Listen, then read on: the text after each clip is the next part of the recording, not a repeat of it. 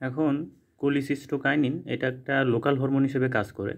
কোলিসিস্টোকাইনিন যেটা, এই কোলিসিস্টোকাইনিনটা ওয়ার্ডটাকে যদি আমরা ভাগ করি, একটা আছে কোলি যেটার অর্থ হচ্ছে বাইল, একটা হচ্ছে সিস্ট যেটার অর্থ হচ্ছে থলি অথবা স্যাক। সহজ কথা হচ্ছে বাইল যে থলি বা স্যাকের মধ্যে থাকে। তাহলে কোনটাতে থাকে বাইল, কোন ধরনের স্যাকে থাকে? গল ব্লাডারে থাকে। আর পরবর্তী একটা ওয়ার্ড আছে হচ্ছে কাইনিন। এই কাইনিন ওয়ার্ডটা মোটামুটি যে সাবস্টেন্সগুলোতে থাকবে তারা মূলত দুই ধরনের কাজ করে। নর্মালি স্মুথ মাসেল যেগুলো আছে ওগুলোকে তারা হয় রিল্যাক্স করবে, নয়তো হচ্ছে কন্ট্রাকশন করতে কাজ করে। যেমন এমন একটা ওয়ার্ড আছে, প্রায় সেম টাইপের ওয়ার্ড, যেমন হচ্ছে ব্রাডিকাইনিন। ব্রাডিকাইনিনটার ফাংশন দেখলে দেখে যাবে যে এটা ভ্যাসো ডাইলেশন করে।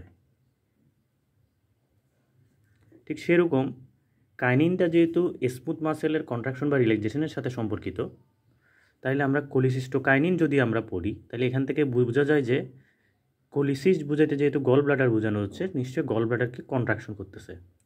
তাহলে কোলিসিস্টোকাইনিনের একটা ফাংশন হবে যে গল ব্লাডার কন্ট্রাকশন। এই গল ব্লাডার যদি কন্ট্রাকশন হয়, আমরা যদি ছবি দিয়ে চিন্তা করতে যাই, যেমন হচ্ছে এটা হচ্ছে লিভার, এখানে যদি গল ব্লাডার থাকে, গল ব্লাডার যদি কন্ট্রাক্ট হয় তাহলে এই দিক দিয়ে বাইল বের হয়ে আসবে। বাইল বের হয়ে আসার যে রাস্তা, এই জায়গায় একটা স্ফিংটার থাকে, ওইটাকে বলে যে স্ফিংটার অফ ওডি। তাহলে এই জায়গার মধ্যে স্ফিংটারটা কি রিল্যাক্স হলে বাইল বের হতে পারবে, আর কন্ট্রাকশন হলে বের হতে পারবে? রিল্যাক্স হলে বের হতে পারবে। তাহলে এই কোলিসিস্টোকাইনিন যেটা, এই কোলিসিস্টোকাইনিনের আরেকটা ফাংশন হচ্ছে যে রিল্যাক্স স্ফিংটার অফ ওডি।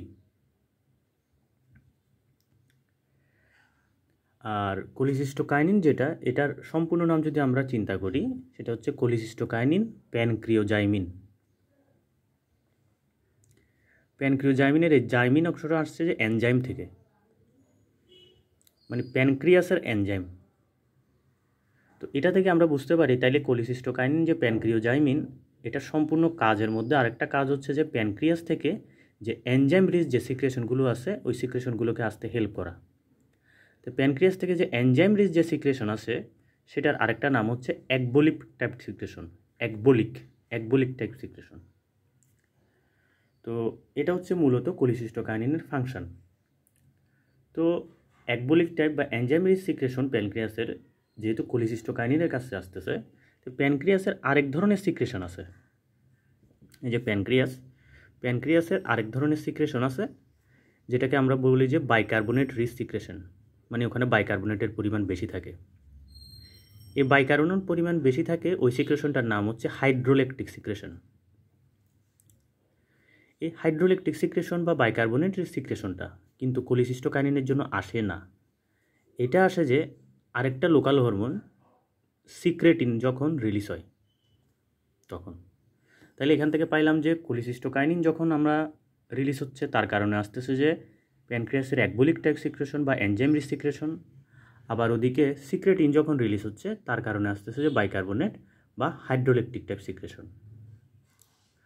আর আরেকটা জিনিস আমরা বলতে পারি সেটা হচ্ছে যে কোলিসিস্টোকাইনিন বলি বা সিক্রেটিন বলি, এগুলোর মূল কাজ হচ্ছে যে স্টোমাকের ফাংশন যেন কম হয়। স্টোমাকের ফাংশন কম মানে কি? যেমন হচ্ছে যে গ্যাস্ট্রিক এমটিং অথবা হচ্ছে যে গ্যাস্ট্রিক মোটিলিটি যেটা, ওটার পরিমাণ যেন ডিক্রিজ হয়। এই দুইটারই প্রায় কাছাকাছি ফাংশন এই দুইটা আছে। এখন কেন আছে এই দুইটা জিনিস? কোলিসিস্টোকাইনিন তখনই রিলিজ হবে যখন ডিউডেনামের মধ্যে ফ্যাট জাতীয় সাবস্টেন্স আসে। ফ্যাট জাতীয় সাবস্টেন্স আসলো যার ফলে কোলিসিস্টোকাইনের কারণে বাইল রিলিজ হইলো, আর বাইলটা ফ্যাট জাতীয় সাবস্টেন্সকে ডাইজেশন এবং অ্যাবজর্পশন হইতে সাহায্য করতেছে। আবার অ্যাট দ্য সেম টাইম এখানে যেটা সিক্রেটিন তার তখনই রিলিজ হবে যখন স্টোমাক থেকে ডিউডেনামে অ্যাসিড টাইপ সিক্রেশন আসে। অ্যাসিড টাইপ যেটা খাবার যখন আসে তখন বাইকার্বনেট রিচ যখন সিক্রেশন হয় তখন অ্যাসিডটা কিছুটা নিউট্রালাইজ হয়ে যায়। তাহলে